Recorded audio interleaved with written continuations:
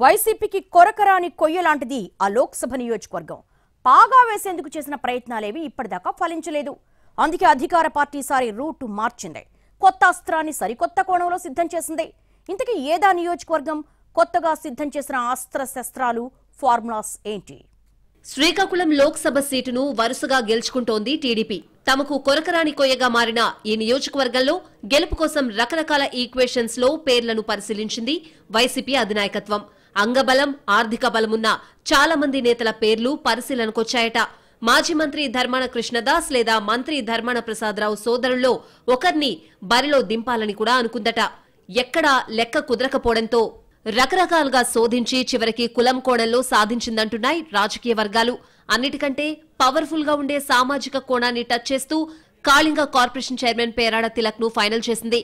జిల్లాలో వెలమ వర్సెస్ కాళింగ సామాజిక వర్గాల మధ్య ఉన్న రాజకీయ ఆధిపత్య పోరును అనుకూలంగా మార్చుకోవాలన్న టార్గెట్ తో పేరాడ వైపు మొగ్గినట్టు తెలిసింది.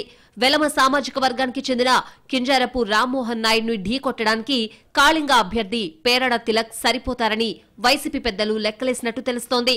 గతంలో కాళింగ సామాజిక వర్గానికి చెందిన దువ్వాడ శ్రీనివాస్ గట్టి పోటీ ఇవ్వగలిగారు.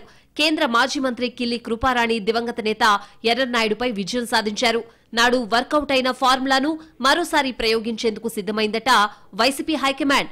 దువ్వాడ శ్రీనివాస్ గతంలో గట్టి పోటీ ఇచ్చినా కాళింగ కార్పొరేషన్ చైర్మన్ గా పేరాడ తిలక్ రకరకాల కార్యక్రమాలతో ముందున్నారని, ఆయన అభ్యర్థైతే కాళింగుల ఓట్లన్నీ సాలిడ్ అవుతాయన్నది పార్టీ పెద్దల అంచనాగా చెప్పుకుంటున్నారు.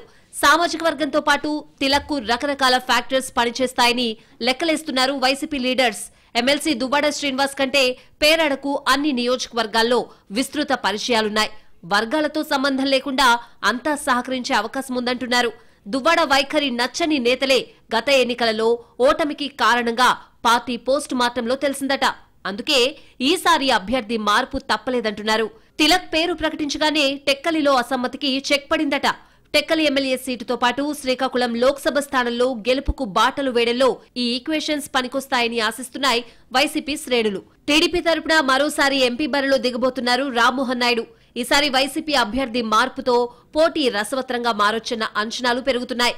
ప్రతిపక్షం నుంచి రామ్మోహన్ నాయుడు బలమైన అభ్యర్థైతే అధికార పార్టీ తరపున తిలక్ పేరు ప్రకటించాక 7 నియోజకవర్గాల ఇన్ఛార్జీల మధ్య సమన్వయం కుదిరిందని, దీంతో ఈసారి పోటీపై ఆసక్తి పెరుగుతోందని అంటున్నారు పరిశీలకులు.